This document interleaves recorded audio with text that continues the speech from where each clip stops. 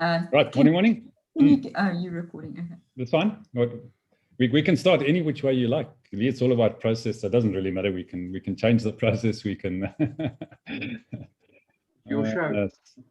Yeah, it's your show. Your show. So yeah, what did you say? Yeah, the trolley problem. The trolley problem. Sounded like Ed had a trolley problem, but yeah, process or outcome. So Lee, you better unpack that a little bit for us so we can see what that's all about.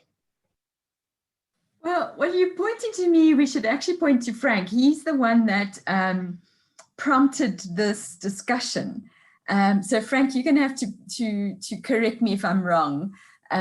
So the story that this is an ethical problem that was posed by philosophers. So you immediately understand that we're in trouble when it start with philosophers.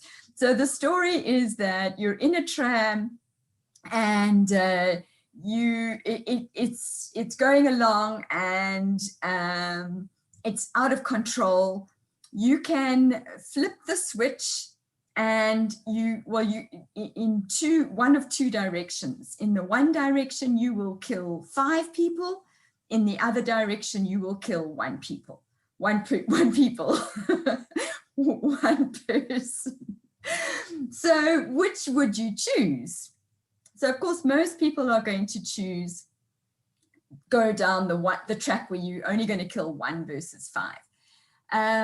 But what if, in order to stop the train, you can't actually pull the switch. You have to push somebody in front of the trolley in order for them to kill that 1 person rather than the 5 people.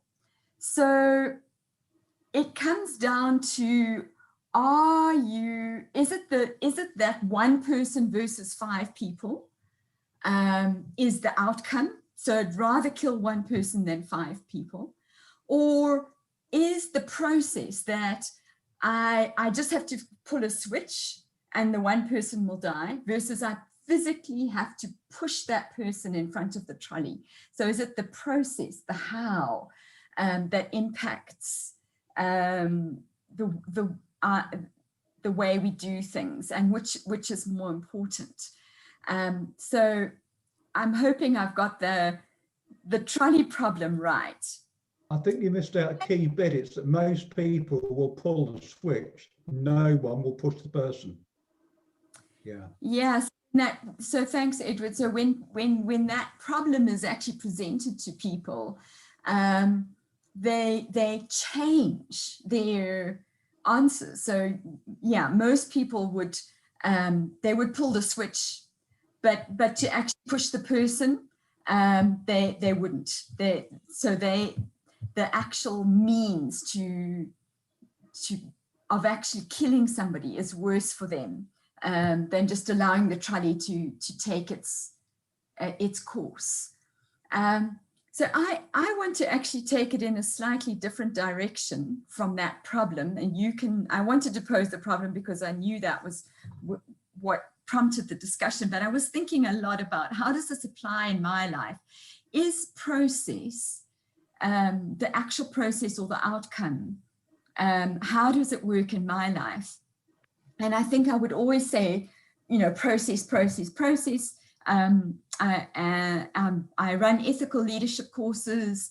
The way that you do those and how you are as a person, as an ethical person, has an integral impact on the content. But I have to make a confession, and that is I am organizing my mom's 80th birthday party at the moment.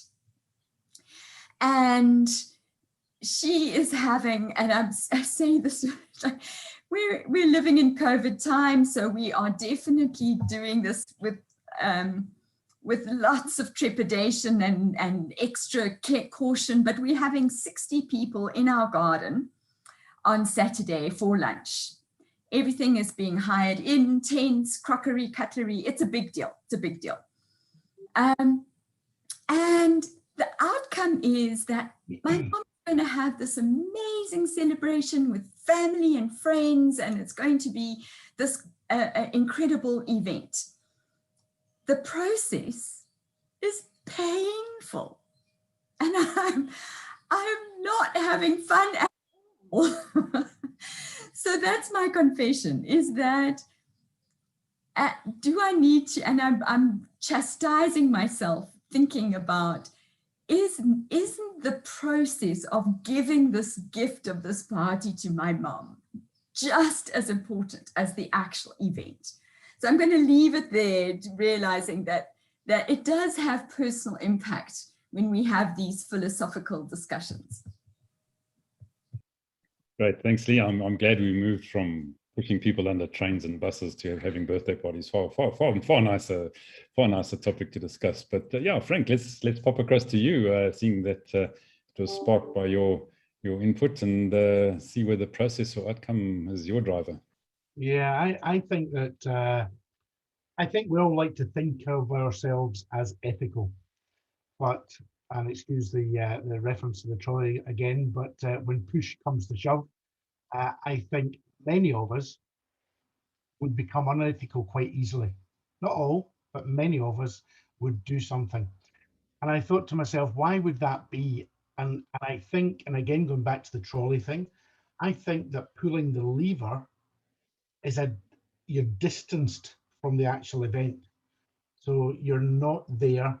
It's like a leader of a company, a boss of a company, doing things that in the background he or she knows that it's going to affect his or her staff, but the outcome of making the company successful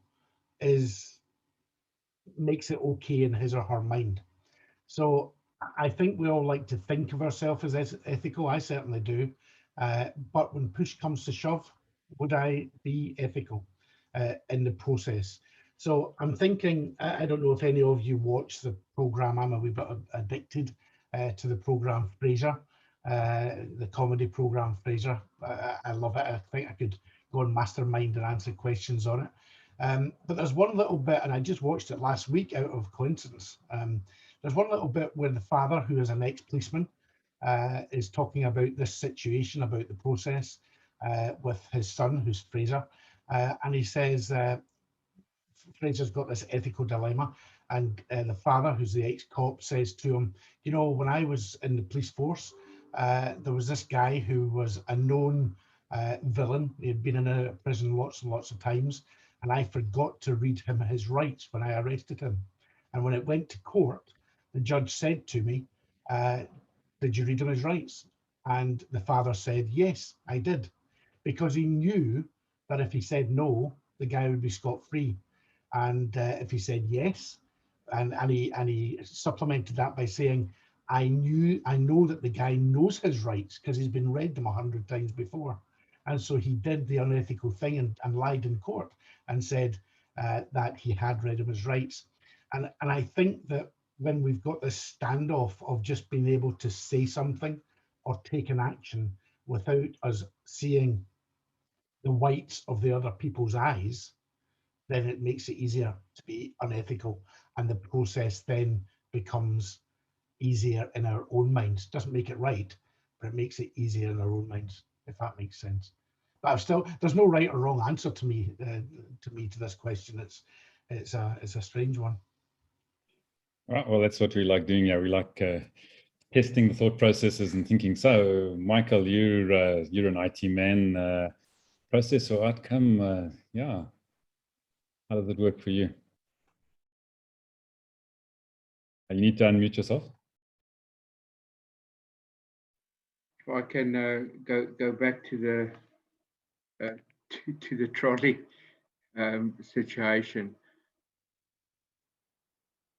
Not I think, but I know that I will be the one that will actually jump in front of the trolley. And I think that was that was quite a strange one, because not that I don't value my life, but it will be a lot easier decision for me do that. And I know Lee and Frank spoke about and said sometimes when you get to a director has to make a difficult decision and make those tough calls within a business, and whether it's someone not performing well, or if the business is really struggling, you need to make those decisions. My whole life is based on living an ethical life and transparent, and whatever we do in the business here with Lazenby IT is transparent to people, to our customers. We don't hide things, because that carries a lot more weight going down the line, whereby it's easy for someone to, a simple example, we data partners.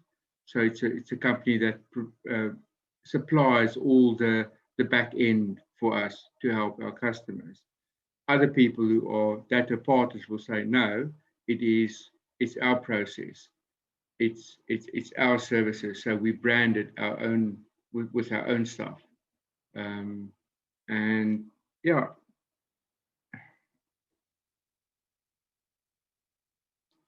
I think for me, it will have to be process.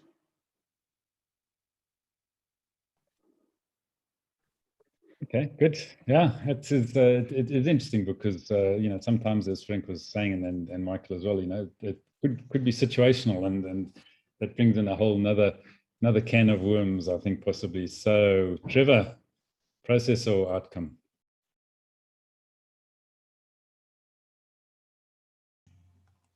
I got the process wrong again. I switched myself off.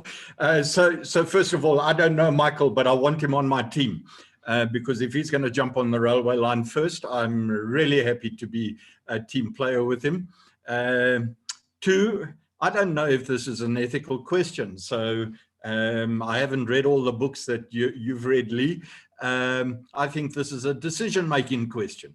And it is whether the decision is taken in an instant snap or whether you have time to think about it.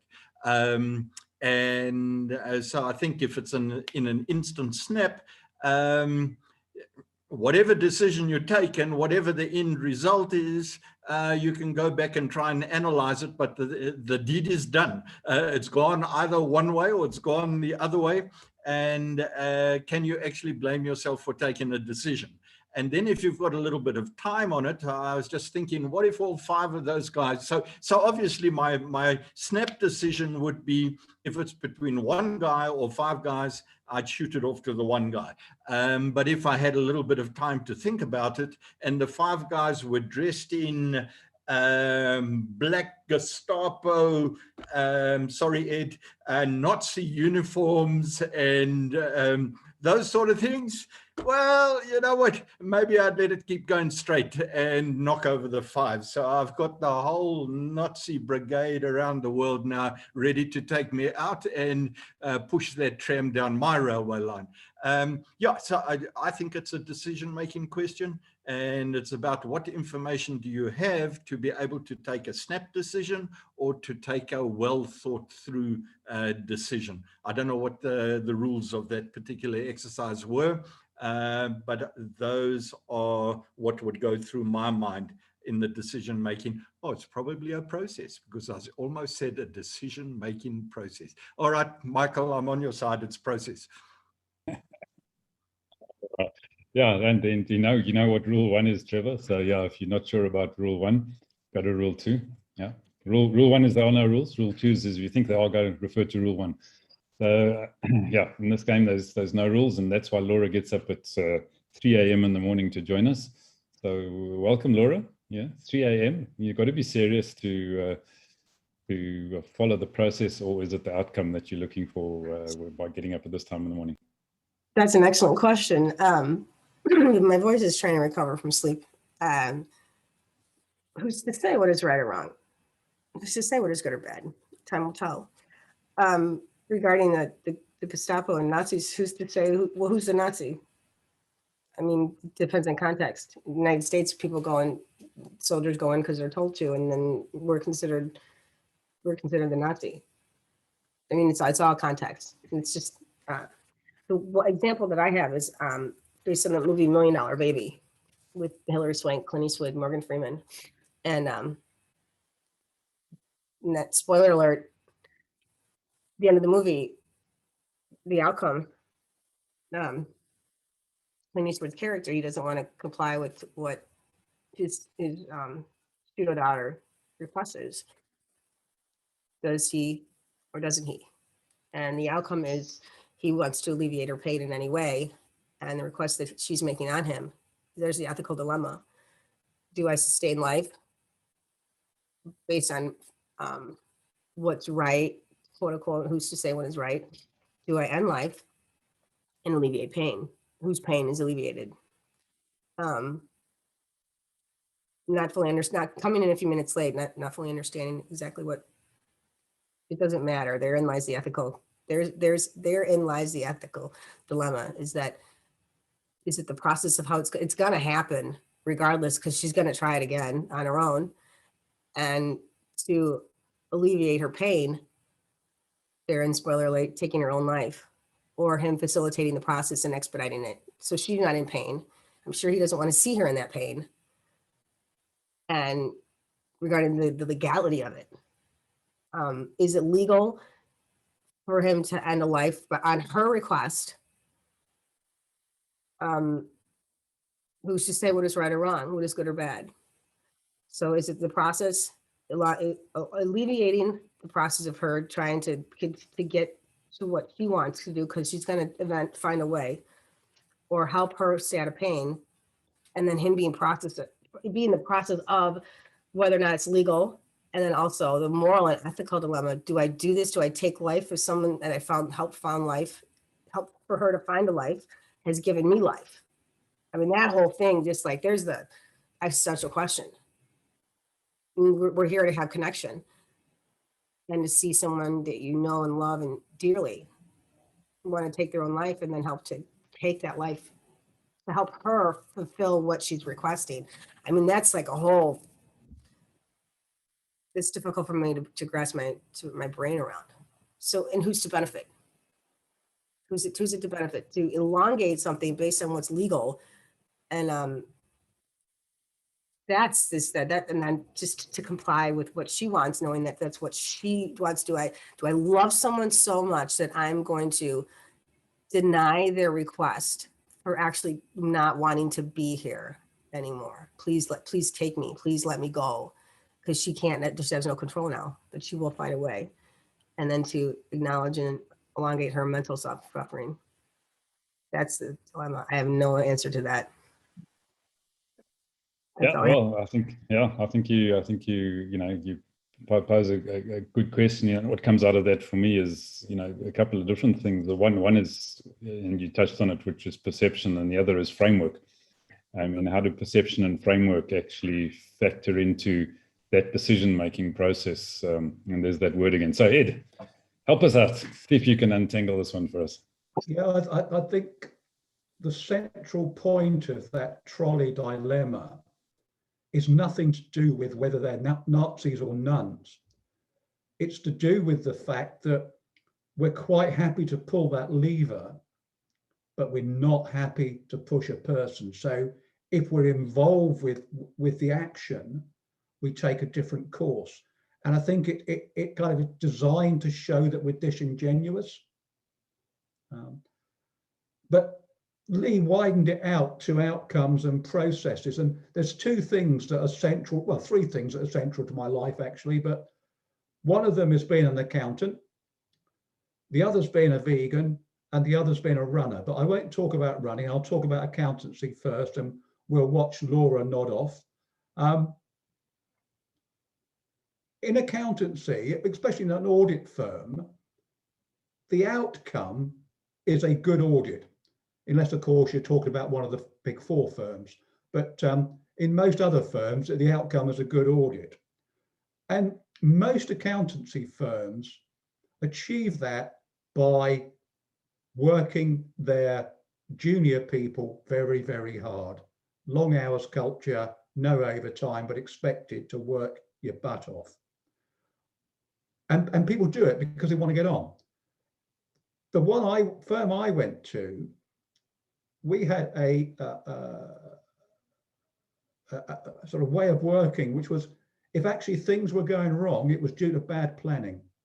And therefore, the people that took the strain were the senior people. We never expected any of our trainees to do any overtime, because if that was necessary, we'd cocked up. So it was senior people that did overtime.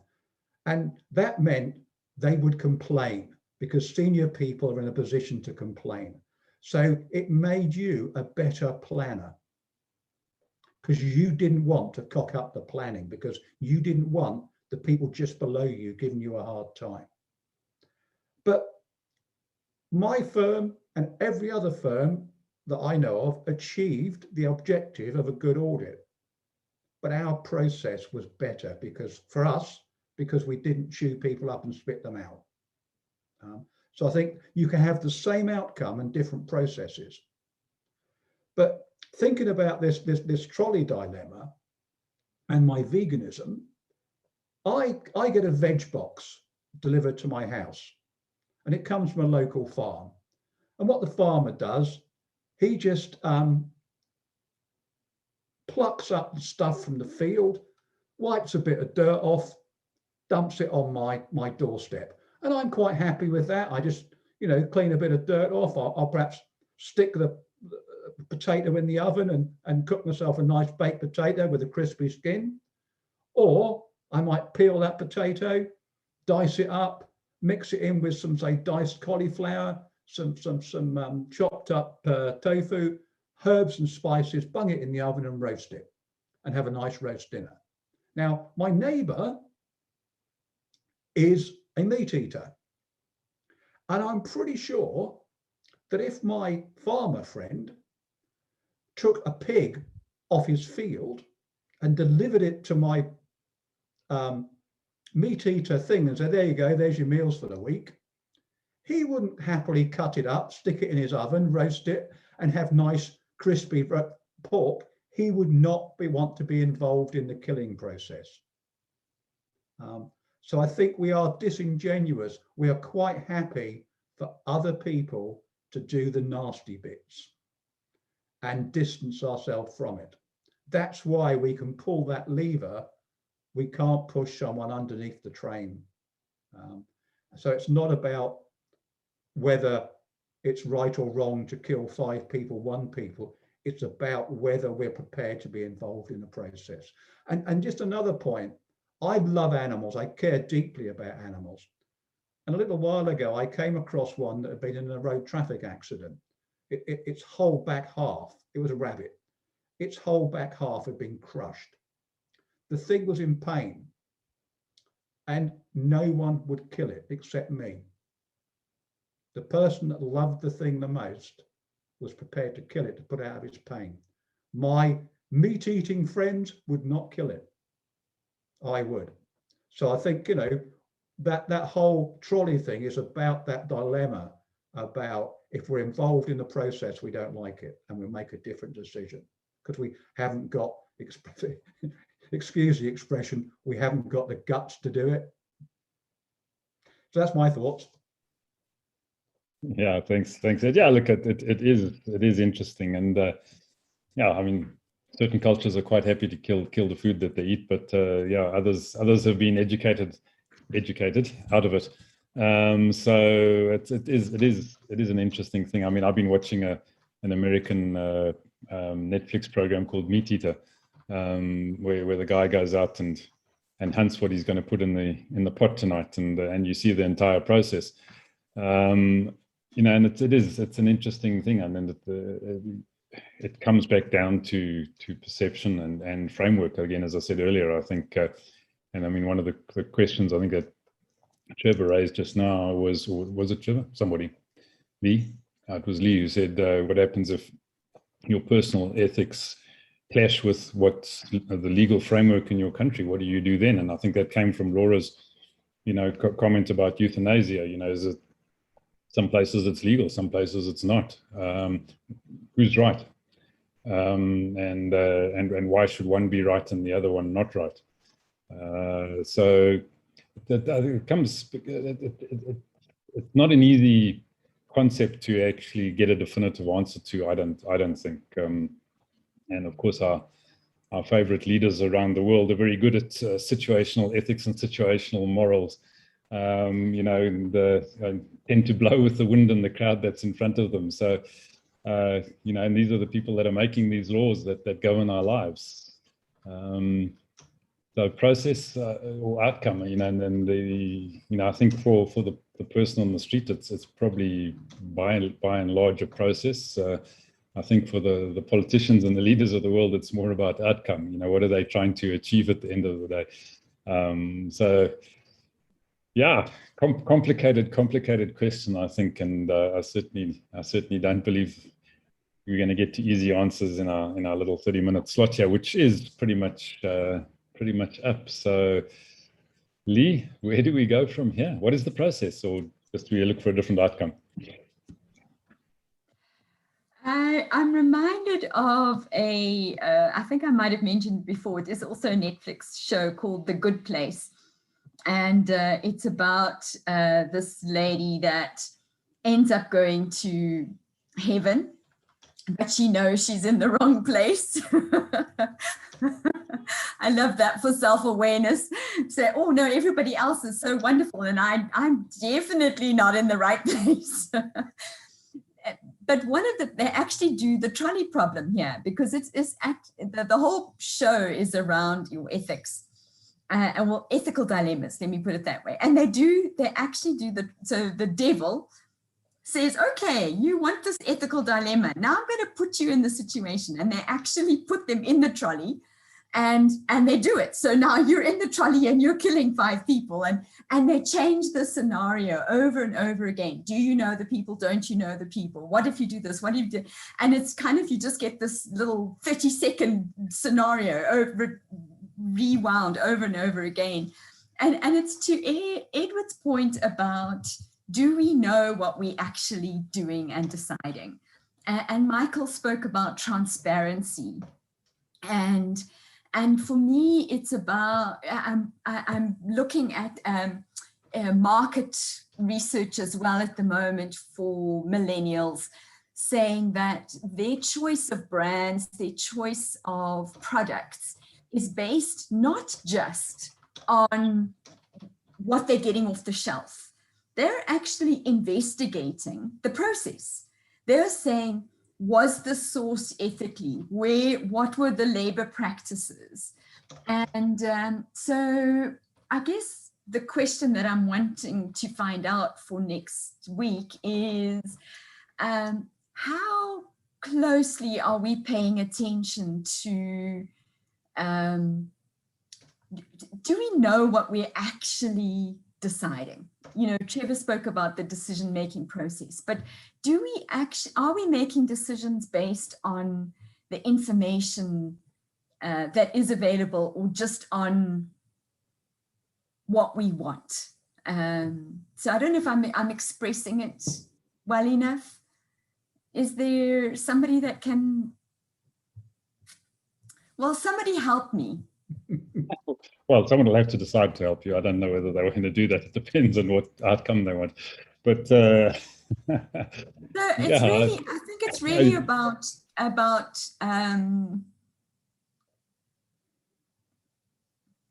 Are you asking whether our decision makings is essentially subliminal or habitual, or whether it's actually conscious? Yeah, let's talk about that. Yeah, great, Ivan. Just because people think that the world's flat doesn't mean it is, and so we're going to keep going about the way that we're going to do it, because that's what we did. If you do what you did, you're going to get what you got. How much pain is someone in to make a different choice in order to explore what? Wow, I'm going to activate my navigational inquiry. I'm curious about this. Is this so to be the case? Maybe what I believe is to be true. Am I going to keep? If I have a hot stove and there's a burner, I know it's there. how long, and I place it on there. How long am I going to keep my hand there? Not very long. I know it's there. I need that sensation of touch, that sensation of pain. How long do I want to keep my hand there? You're going to burn your hand off. So you're not happy with what you got. Change what you're doing. What then even there lies in what's available for the decisions that can be made. Who has the opportunity to have the knowledge of what other possibilities are there? That's the real question, isn't it? That's the real question. Yeah, so I definitely think it's about the point I was trying to make is the consciousness of our decision making. How conscious are we about our decision making? Thank you, Ivan. All right, good. Thanks, folks. I hope you will consciously decide to join us next week, and we'll dig into this topic. Otherwise, Laura, you might just have to set that alarm clock again for 3 a.m. and we'll see you then. Have a good week, folks. Unless you're joining us, of course, a little bit later on the US session. Thanks everyone. Bye. Cheers then. Bye. Bye.